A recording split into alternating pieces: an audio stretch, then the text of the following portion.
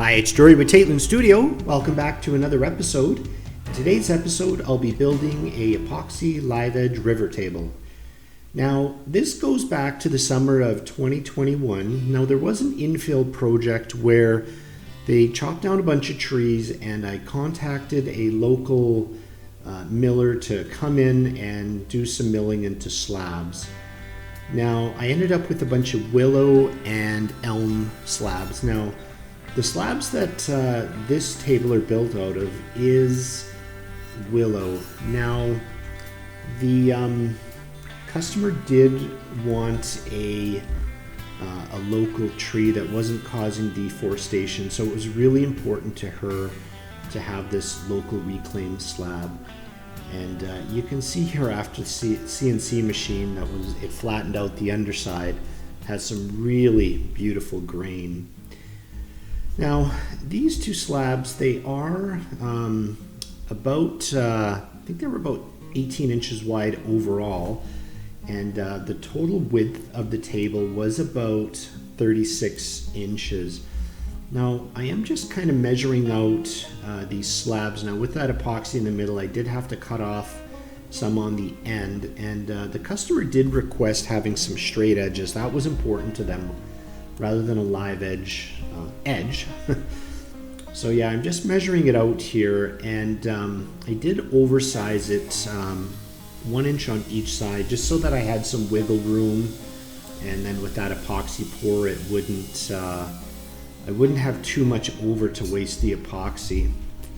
Now, I did just end up trimming off the edges first, and the thickness of the slabs was about 2.5 inches when they were milled down, and then after the CNC machine they came to about, I think it was about 2.25 inch, so I didn't have to take off too much. And yeah, just cutting off the edge here.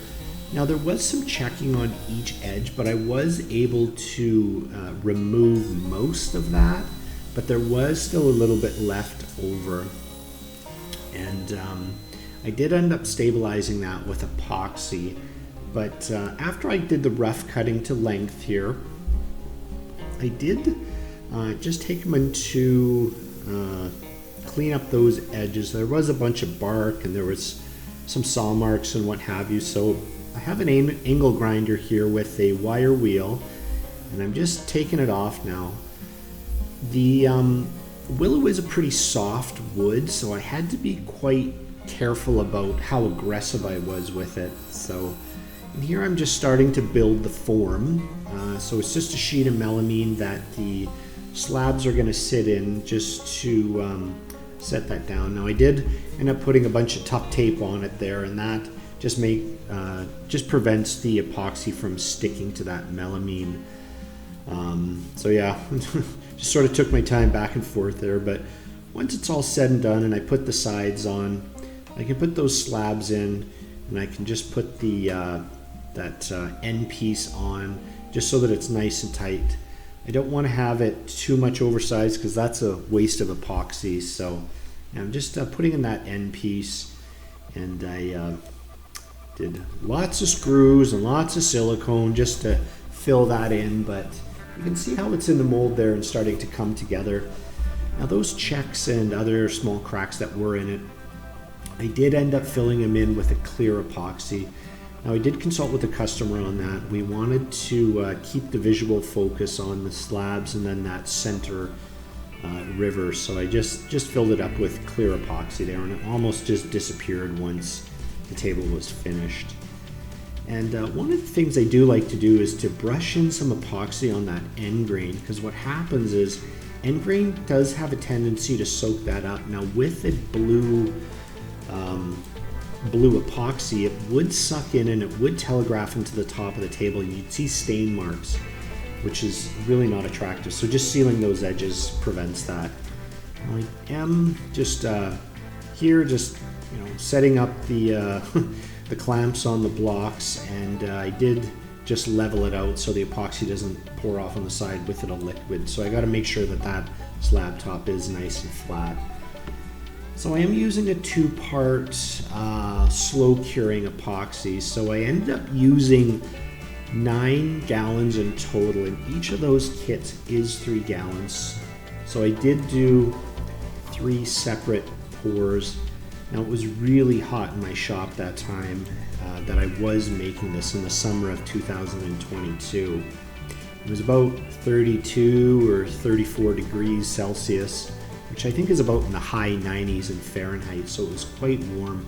So I needed to do 3 separate pours just so that that epoxy would really cure slowly, because if it does cure too fast, what happens is that epoxy will get brittle and it'll crack and weird bubbles. So yeah, I did mix it up. There was a lot of air bubbles in there, and then I added in the blue tint and some white mica powder as well. So that white just ends up giving it a nice pearlescence in there, and it doesn't really change the color of the blue that much. So here's that first pour, and it is looking pretty milky, but it does end up clearing up quite a bit. And then that second pour,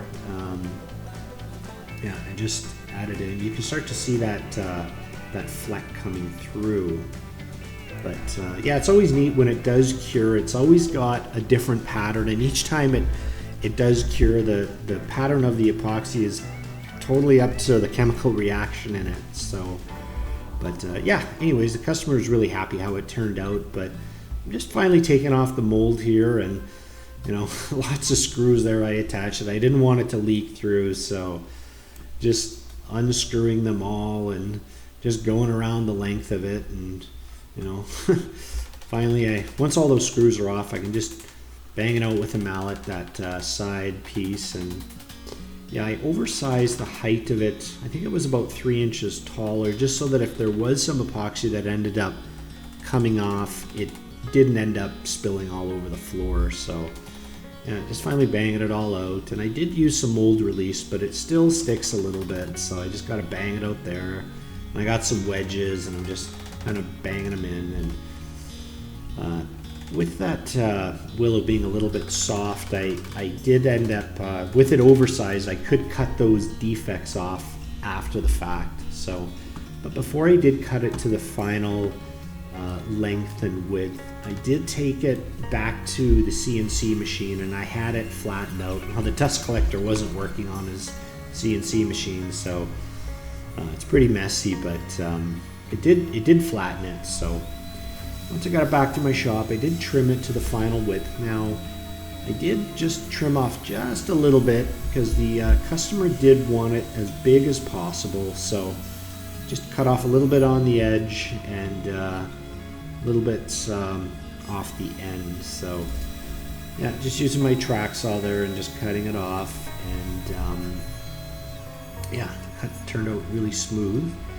And so finally I'm just going on to the sanding process. Now that sanding started off at, I think I started off at about 120 grit, or maybe it was 80 grit, but just worked my way up through those grits, and I was really taking my time because that Willow is so soft. I didn't want to dip the sander and leave some swirl marks there, so probably took a couple hours to sand it, but just back and forth. And then finally here I am adding the finish to the underside. Now I did use Osmo 1101. It's a really oily product, and what that does is it soaks into that wood, and it prevents an extra barrier to water and other liquids. Now I know this is the underside, and not a lot of water does get to it, but I just wanted to finish that table the side on both sides of the table with the same finish. I have seen some people do it only on the top side, but I just wanted to play it safe and do it on both the top side and the underside. So I ended up doing 3 coats on both sides, and I did use the matte finish, which is the 3031 from Osmo. Here's the legs. Now I am just sort of spacing them here and just kind of marking those holes, and I did just drill out through the wood for those steel inserts, and I do have a stop there. And yeah, the threaded inserts work really good with those steel legs, and so it has 8 connection points on each side. And here I am just adding in those threaded inserts. And yeah, I just put my drill on the low setting, but yeah, once that finish is applied, that Willow just looks gorgeous. It's got a nice grain structure, and there is some contrast there. So it's got some rustic in it, but it's also got that epoxy down the middle, so it's got a really nice modern feel, and it just turned out beautiful. The customer, she was just ecstatic. It was probably about 2 or 3 days after I did deliver it. She was sending me messages just saying how much she loved it. So it just turned out gorgeous, and that blue was just amazing. So yeah, I'm really happy with that, how it turned out. But here it is in her house, and she was super happy. But that's the end of the episode, and I appreciate you watching. So take care and have a great day, and thanks for watching. Bye.